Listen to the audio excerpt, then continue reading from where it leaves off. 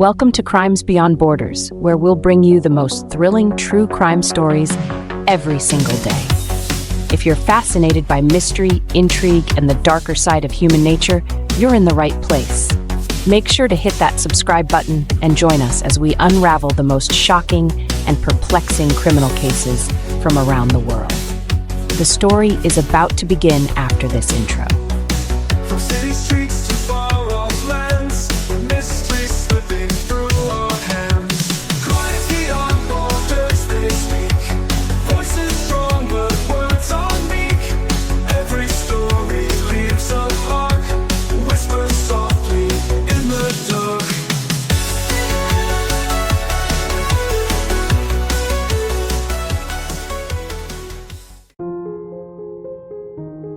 Our stories at first are made for ourselves, to comfort us, to help us sleep, and to learn. Along the way, they become a part of our journey, teaching us English and fueling our passion for true crime. So, listen carefully, and if you're about to sleep, close your eyes. Let's begin.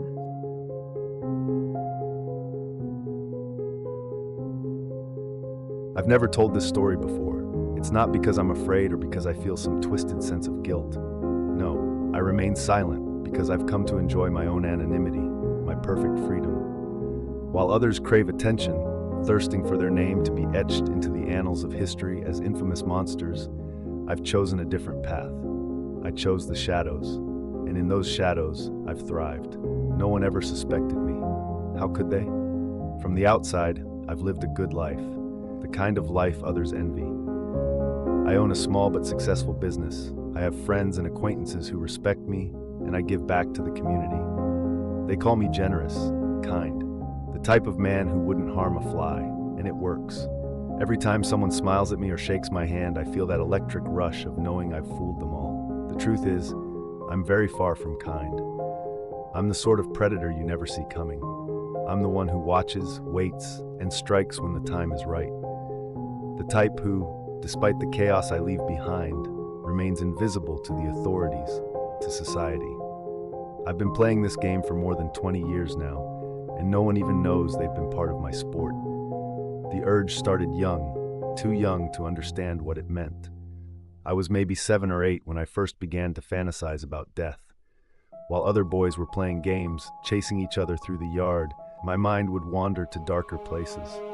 I'd think about what would happen if I could control someone, how it would feel to hold their life in my hands, watching them breathe their last breath. My mother thought I was imaginative, always daydreaming. She had no idea, but it wasn't until I was 18 that I acted on it. The waiting had nearly driven me mad. My first was purely experimental. Her name was Danielle, a girl from my school. I'd known her for years. She was the kind of girl everyone liked, but never quite noticed. I guess that's why I chose her. I wanted to see if it could be done, to see if I had the stomach for it, the precision, the control.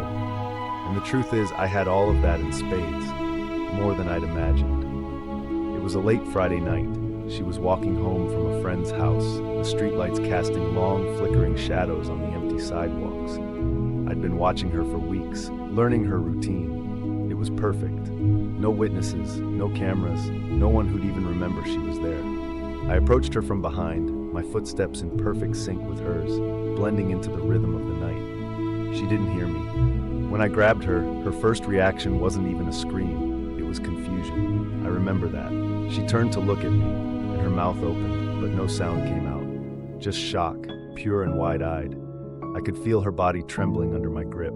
I whispered in her ear, something I don't even remember now, but it wasn't meant to comfort her. It was just part of the moment, part of the act. I didn't make it messy. That's another thing people get wrong about killing. It doesn't have to be brutal. It doesn't have to be some grotesque spectacle. It can be quick, clean. Danielle's life ended with my hands around her throat, a soft, muffled gurgle as she tried to scream. Her nails scraping at my arms, but too weak to break the skin. When it was over, I sat with her body for a few moments, listening to the silence, feeling the power I had claimed. It wasn't rage or passion that drove me. It was the thrill of control. In those few minutes, I was God. I was life and death. The cleanup was easy. I had chosen a spot near a construction site, a place where no one would look for me. buried her under a pile of rubble, concrete slabs that would be moved and shifted for weeks before anyone noticed she was missing. I left no evidence, no traces that could tie me to her disappearance. And when I returned home that night, I slept better than I had in years. Danielle's name made the papers, of course. Missing girl, foul play suspected, the headlines screamed. I even volunteered to help with the search, showing up with the rest of the concerned community members to comb through parks and abandoned lots. I remember shaking her mother's hand, offering my condolences, all while knowing that they would never find her. Not in time, anyway. Weeks passed, the search continued, but the story faded. People moved on. That's the thing about death, life just keeps going. And as for me, I knew I could do it again. I had tasted control, real power, and I craved it. But I had also learned something valuable: patience. If you want to avoid getting caught, you need to pace yourself. Greed is the downfall of most serial killers. They get addicted to the act, they need the high, and that's when they start making mistakes. But I'm smarter than that. I waited. Not a year, but 5 long years. I let the hunger build up inside of me, knowing that when the time came again, it would be perfect. And when it did, it was like the stars had aligned in my favor. Her name was Melissa, and she was different from Danielle. More confident, more lively, but that didn't make her any less vulnerable. I met her at a cafe, a casual conversation that turned into a friendly acquaintance. I didn't rush things. We talked for months before I even thought about killing her. That's another thing the police and FBI profilers never seem to understand. This isn't about random violence. It's about strategy, precision, planning. I knew Melissa would die long before she ever did. I invited her to my house one evening, under the pretense of a quiet dinner. She trusted me by then. I was the nice guy, the friendly neighbor, the reliable man everyone respected. The facade was perfect. She had no reason to be suspicious. And when she walked through my front door, she never knew it would be her last time breathing fresh air. Melissa's death was different from Danielle's, slower. I took my time with her, exploring the limits of my control. She begged, pleaded, tried to reason with me, but that only fed the fire inside me. I watched the light leave her eyes, savoring every second. I had learned so much since my first kill, how to stretch out the moment, how to make it last.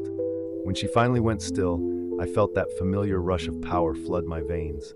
I was untouchable, unseen. Again, I was careful.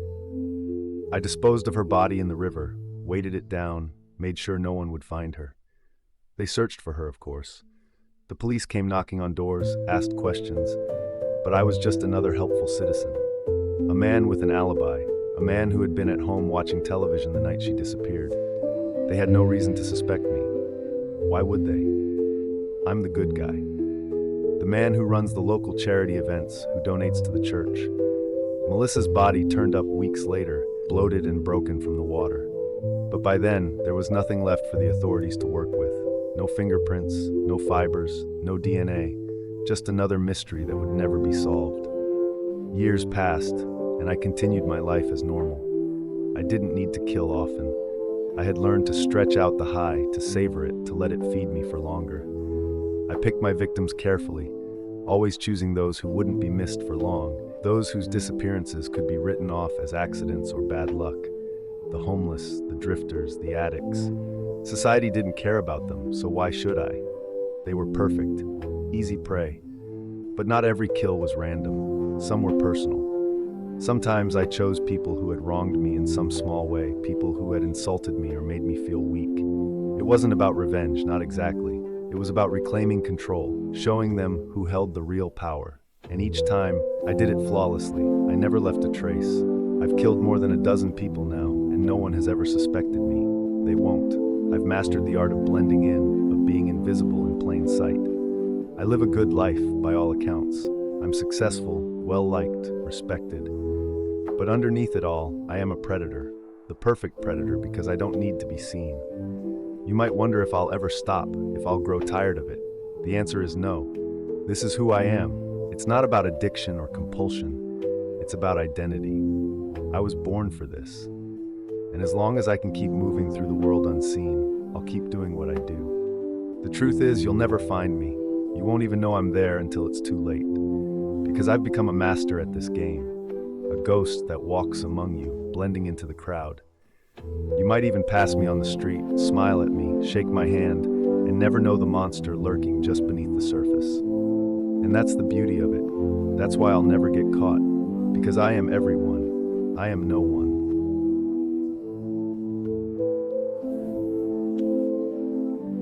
The story has come to an end, but stay relaxed.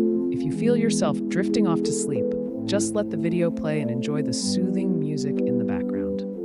Let it guide you gently into rest. We'll be here, bringing you more stories every night. Sleep well, and see you tomorrow at 8 p.m.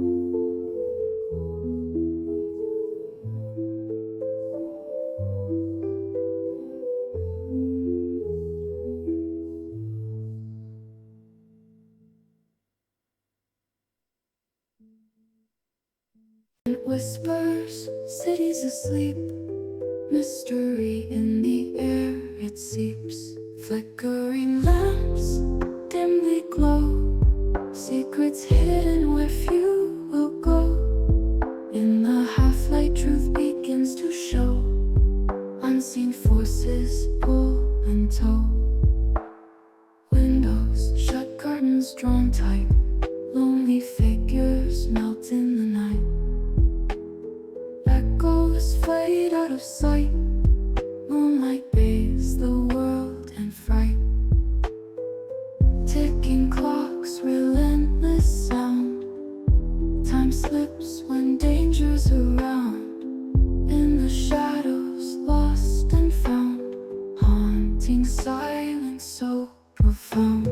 Flickering lamps dimly glow, secrets hidden where few will go. In the half-light truth begins to show, unseen forces pull and tow. Windows shut, curtains drawn tight, lonely figures melt in the night. Echoes fade out of sight, moonlight bathes the world in fright. Ticking cloisters on crumbling walls,